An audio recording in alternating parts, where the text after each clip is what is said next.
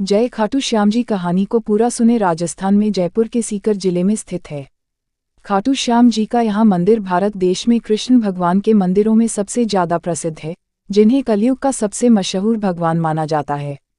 हिंदू धर्म के मुताबिक खाटू श्याम जी को कलयुग में कृष्ण का अवतार माना गया है। खाटू श्याम मंदिर के बारे में बताया जाता है कि खाटू श्याम जी का ये मंदिर महाभारत काल में बना था।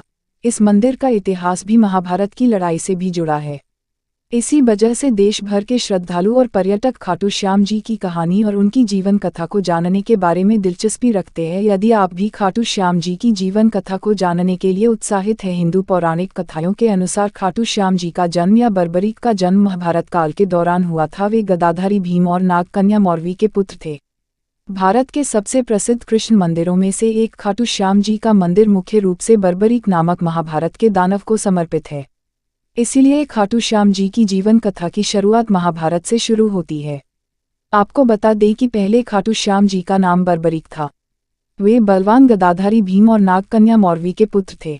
बचपन से ही उनमें वीर योद्धा बनने के सभी गुण थे। उन्होंने युद्ध करने की कला अपनी माँ और श्रीकृष्ण से सीखी थी। उन्होंने भगवान शिव की घोर तपस्या करके 3 बाण प्राप्त किए। ये तीनों बाण उन्हें तीनों लोकों में विजयी बनाने के लिए काफी थे। एक बार जब उन्हें पता चला कि कौरवों और पांडवों के बीच युद्ध होने वाला है, तो उन्होंने भी युद्ध में शामिल होने की इच्छा जताई।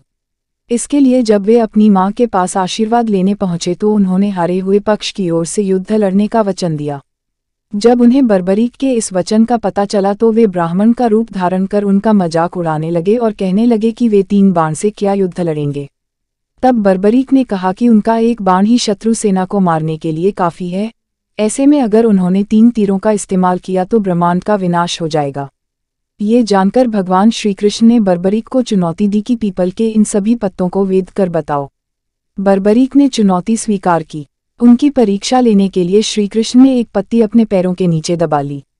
बर्बरीक ने एक बाण से सभी पत्तियों पर निशान कर दिए और श्रीकृष्ण के पैरों के पास चक्कर लगाने लगे और श्रीकृष्ण से कहा कि एक पत्ता आपके पैर के नीचे दबा हुआ है, अपने पैर हटा लीजिए वरना आपके पैरों पर चोट लग जाएगी।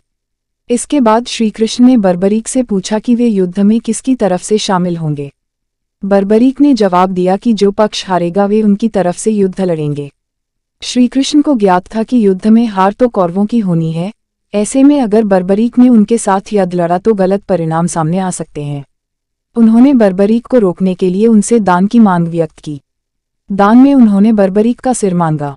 बर्बरीक ने कहा कि मैं दान जरूर दूंगा। उन्होंने श्रीकृष्ण के चरणों में अपना सिर काटकर रख दिया और उनसे आखिरी इच्छा व्यक्त की। उन्होंने कहा कि वे महाभारत का युद्ध अंत तक अपनी आंखों से देखना चाहते हैं।